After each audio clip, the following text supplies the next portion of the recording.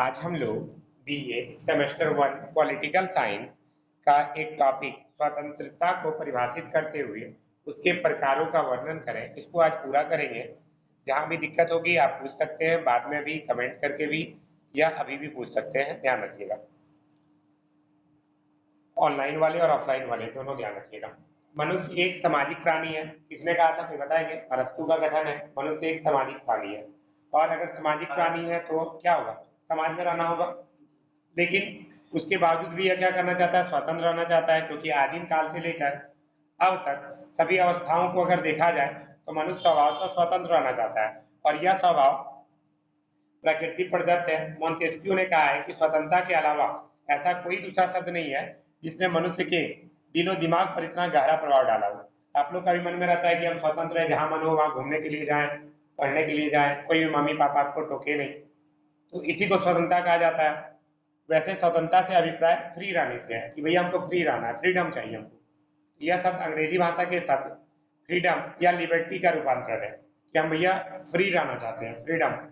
Europe के देशों में प्राचीन काल में दास प्रथा थी, आप सभी जानते हैं।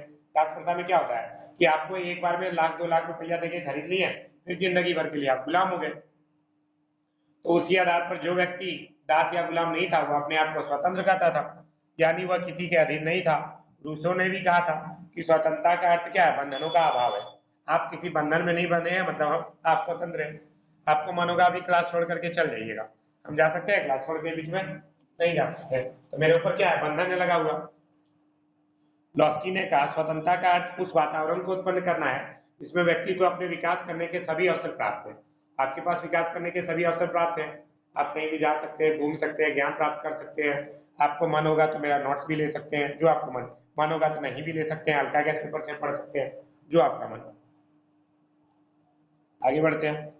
थॉमस पेन ने कहा, एक चीज और ध्यान रखिएगा, किसी भी चीज के बारे में लिखिए, यहाँ पर आप पैराग्राफ चेंज कीजिएगा। जब जब किसी का स्टेटमेंट आएगा वहां पे पैराग्राफ चेंज करना है आपको, ठीक है? और स्टेटमेंट प्रत्येक क्वेश्चन में जरूर डालना है, चाहे आप कुछ भी लिख रहे हो। थॉमस पेन ने कहा कि स्वतंत्रता एक ऐसा अधिकार है जो दूसरों को हानि नहीं पहुंचाता। इस प्रकार हम कह सकते हैं कि स्वतंत्रता राज्य और समाज द्वारा वैसे प्रदान किया गया है ऐसा अवसर जिसमें प्रत्येक व्यक्ति बिना किसी बाधा के अपना विकास कर सके, उसी को स्वतंत्रता बोलते हैं। लेकिन स्वतंत्रता कभी भी असीमित नहीं रहना चाहिए। असीमित मतलब बहुत ज्यादा स्वतंत्रता नहीं रहना चाहिए। अब मान लेते हैं क्रिस को ऑप्शन मिल गया घर से कि तुम स्वतंत्र हो, कल चल गया बाहर चला गया एक बोतल दारू खरीदने के लिए, तो भैया ये चीज तो सही नहीं है आपके लिए स्वतंत्र रहना। तो सकारात्मक स्वतंत्रता आवश्यक है, नकारात्मक नहीं होनी चाहिए। ठीक है, आप स्वतंत्र हैं पढ़ने के लिए, गन्ना का जूस पीने के लिए, लेकिन अब ये नहीं कि जाकर के आप दारू का बोतल खरीदना शुरू कर दें। तो अब इसी तरह स्वतंत्रता के प्रकार भी बहुत सारे हो सकते हैं। तो स्वतंत्रता के व्यापक रूप को देखते हुए उसके अनेक प्रकारों का वर्णन किया गया, जो इस प्रकार है। पहला होगा प्राकृतिक स्वतंत्रता। कुछ राजनीतिक विचारक जैसे हॉब्स, लॉक और रूसो का कहना है कि जब से मानव जाति का विकास हुआ तब से वह प्रकृति के संरक्षण में रहा। वह पूर्ण रूप से प्राकृतिक स्वतंत्रता का आनंद लेता था और इसे किसी अन्य प्रकार की स्वतंत्रता नहीं थी, और इस प्राकृतिक स्वतंत्रता का राज्य या समाज छीन भी नहीं सकता था। यह कब पाई जाती थी? अभी पाई जाती है क्या? नहीं। ये प्राकृतिक स्वतंत्रता आज से करीबन कहे तो 500,000 साल पहले पाई जाती होगी। आपको जैसे मन है वैसे रहिए। अभी मान लेते हैं क्रिस को मन कर रहा है कि हम नंगा पुंगा घूमेंगे, घूम सकते हैं क्या? नहीं घूम सकते हैं। आपको समाज लाठी लेके मारने लगेगा, तो आप प्राकृतिक तौर पे स्वतंत्र है क्या? अभी नहीं। लेकिन आज से 5,000 10,000 साल पहले सब आदि मानव जैसा जहां मन जैसे रहना रहो, कोई रोकेगा टोकेगा क्या? तो उस टाइम में था प्राकृतिक स्वतंत्रता। अब है क्या? अब नहीं है। जिसको मन करेगा उसको मार देंगे। आपका मार सकते हैं क्या?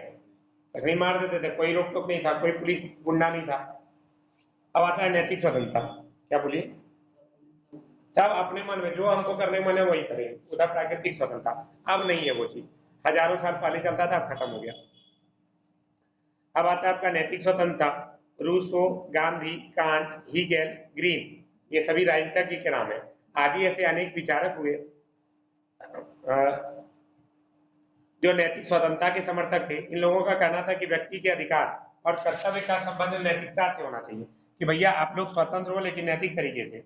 नैतिकता से संपन्न जब कोई व्यक्ति रहेगा तो उसमें छल, प्रपंच, झूठ, बेईमानी, ईर्ष्या का मानना नहीं रहेगा और तभी राज्य का विकास संभव है कि भैया आपको नैतिक तरीके से सही तरीके से काम करना है, आपको बेईमानी नहीं करना है, तभी राज्य का विकास संभव है।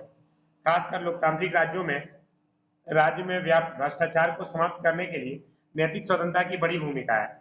इसलिए राज्य वैसा माहौल बनाएगा कि हर व्यक्ति नैतिक बने रहे। तो हम लोग का नैतिक स्वतंत्रता है, हम लोग सही काम कर सकते हैं। मेरा मन में आएगा वो बूढ़ी माता है, रोड पार नहीं कर पा रही है, पार करा देंगे, लेकिन किसी को ठेल देंगे क्या?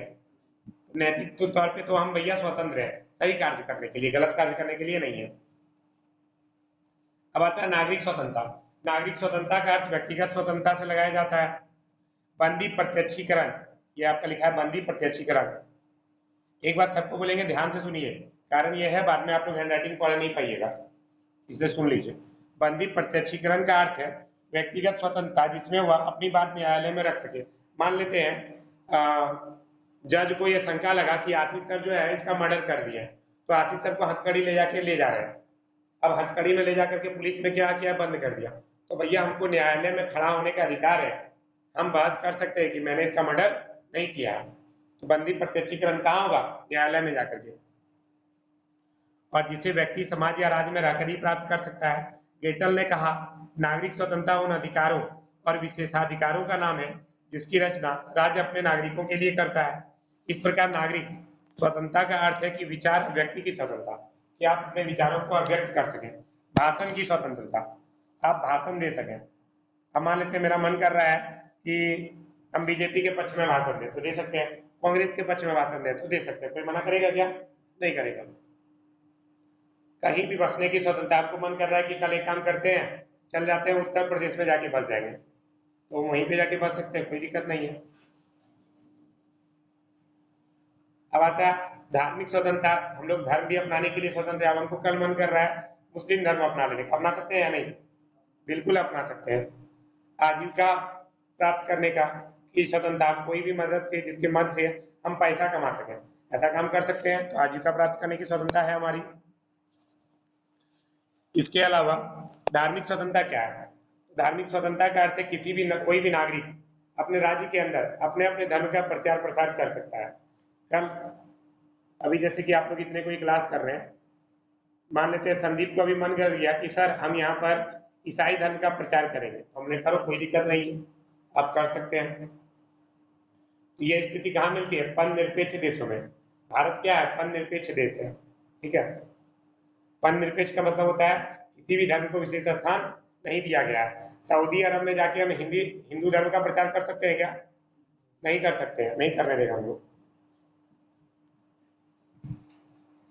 तो भारत में क्या है, सभी पंथ के लोगों को धार्मिक स्वतंत्रता एक समान है, इसके बारे में बात किया गया है। सामाजिक स्वतंत्रता जो अभी हम लोगों को प्राप्त है।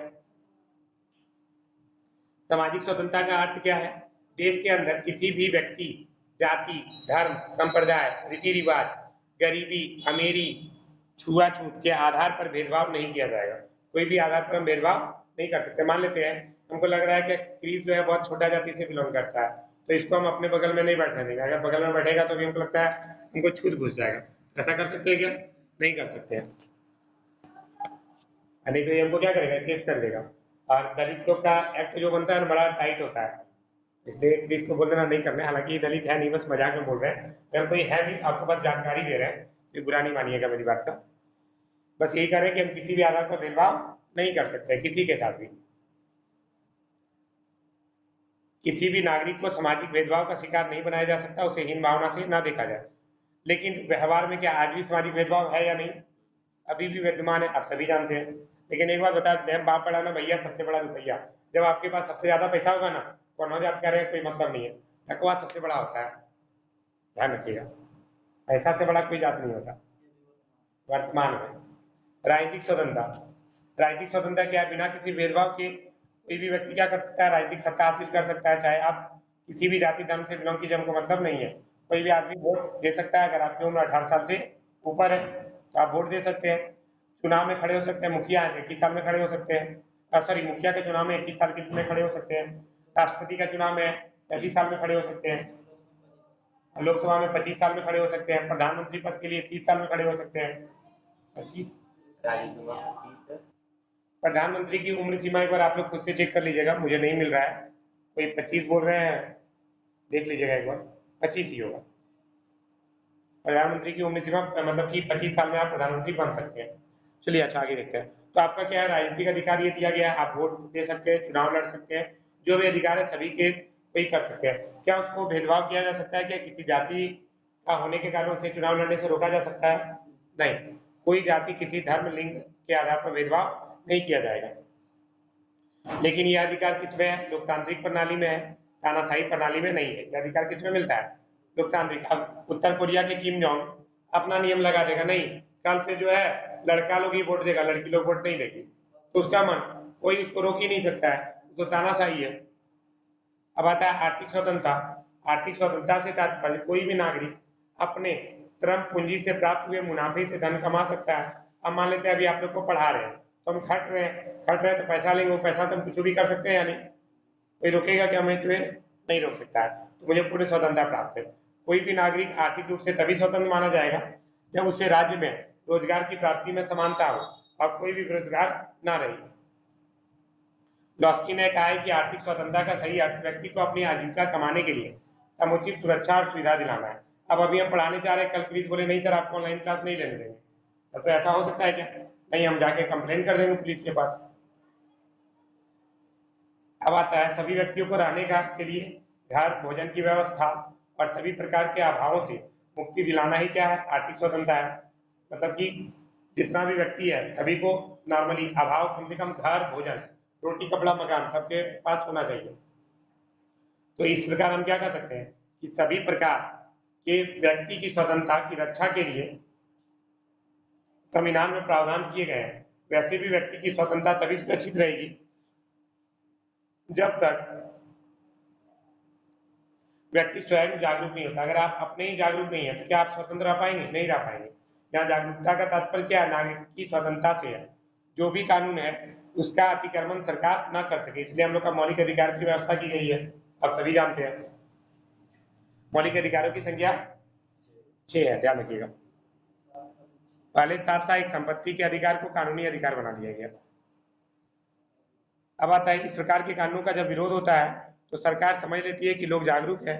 वैसे किसी भी देश में जहाँ लोकतंत्रीय व्यवस्था है वहाँ लोगों की स्वतंत्रता का हनन ना हो, इसके लिए न्यायपालिका की व्यवस्था की गई है, जिससे नागरिकों की स्वतंत्रता की रक्षा की जाती है।